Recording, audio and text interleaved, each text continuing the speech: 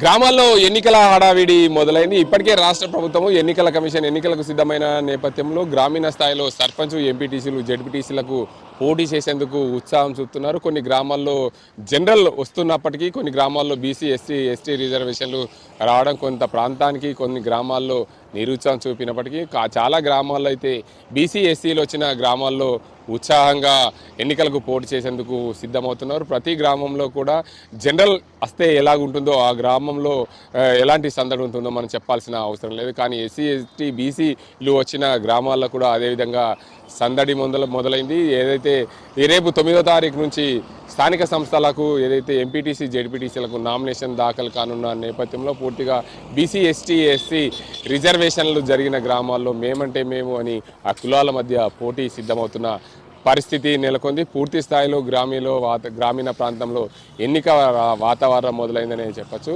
మొత్తానికి స్థానిక సంస్థలకు రాష్ట్ర ప్రభుత్వం గ్రీన్ సిగ్నల్ ఇచ్చింది. దాంతోపాటు ఎన్నికల కమిషన్ ఎన్నికలకు సిద్ధమైన నేపథ్యంలో గ్రామీణ స్థాయిలో ఎన్నికల హడావిడి మొదలైంది.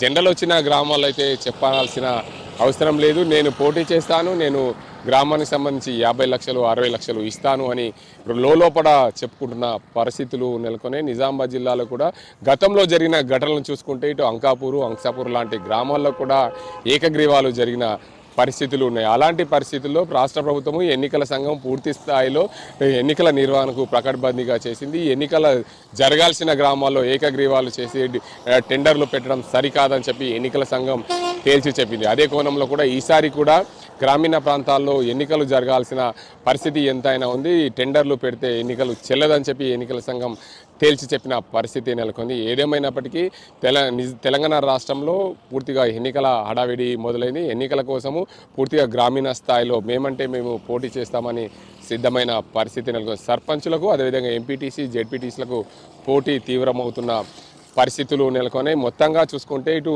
నిజామాబాద్, కామారెడ్డి జిల్లాలో భారీగా పోటీలు నెలకొన్నాయి. ప్రతి నాయకుడు ప్రతి ఒక్క పార్టీ నుంచి మేమంటే మేము పోటీ చేస్తామని స్థానిక నేతలను కలుస్తూ వారి చుట్టూ ప్రదక్షిణలు చేస్తున్న పరిస్థితులు నెలకొని ఇటు నిజామాబాద్ జిల్లాలో చూసుకుంటే నిజామాబాద్ జిల్లాకు పెద్ద నాయకులు ఇటు మహేష్ కుమార్ గౌడ్, అదేవిధంగా సుదర్శన్ రెడ్డిల వెంట చుట్టూ తిరుగుతున్న నాయకులు అనేక మంది ఉన్నారని చెప్పుకోవచ్చు. బీజేపీ పార్టీకి చూసుకుంటే నిజామాబాద్ జిల్లా ఎంపీ ధర్మపురి అరవింద్, ఆర్మూర్ ఎమ్మెల్యే పైడి రాకేష్ రెడ్డి వీరి చుట్టూ తిరుగుతున్న పరిస్థితులు నెలకొని మరోవైపు బీఆర్ఎస్ పార్టీకి సంబంధించి చూసుకుంటే బాల్కొండ ఎమ్మెల్యే మాజీ మంత్రి వేముల ప్రశాంత్ రెడ్డి, అదేవిధంగా ఆర్మూర్కు సంబంధించిన మాజీ ఎమ్మెల్యే జిల్లా బీఆర్ఎస్ పార్టీ అధ్యక్షుడు జీవన్ రెడ్డి వెంట తిరుగుతూ మేము పోటీ చేస్తామని వారు కార్యకర్తలు నేతల చుట్టూ తిరుగుతున్న పరిస్థితులు నెలకొన్న పరిస్థితి. ఏదేమైనప్పటికీ 3 పార్టీలు ప్రధానంగా పోటీకి సిద్ధమయ్యాయి. ప్రధానంగా ఈ 3 పార్టీల నుండి నేతలు నేనంటే నేను ఉత్సాహం చూపుతున్న పరిస్థితులు నెలకొన్నాయి. అందులో భాగంగా స్థానిక సంస్థల ఎన్నికల వేడి మొదలైందనే చెప్పవచ్చు.